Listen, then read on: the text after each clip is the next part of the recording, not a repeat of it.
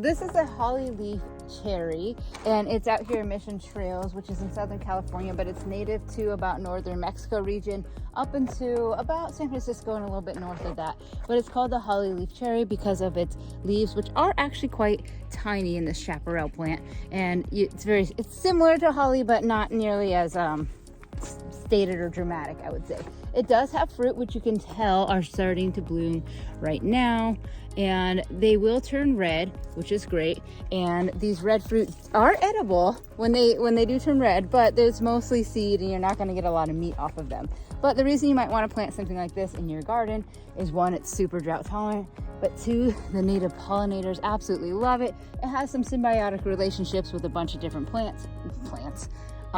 insects and other animals. The birds absolutely love these delicious little cherries. I would, for one, I've never tried one, but when they do become ripe, I want to come back and maybe take a little sample.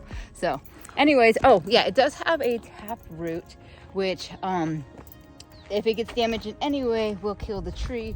So that's something to keep in mind. You can buy these from nurseries, especially California specific nurseries, where you know, like I think Hellscape, there's a handful. Neely's, which is in Encinitas, there's a lot of places that would carry a tree like this. There are a handful of California native cherries, and this is just the one that's down here in Mission Trails that I wanted to highlight for you guys. But it would make a beautiful landscape plant. It gets about 14 feet or so, and it's more like a shrub tree, but it could be trained more like a tree if you wanted, but very low maintenance and offers nice yummy fruit apparently, which I would like to try at some point.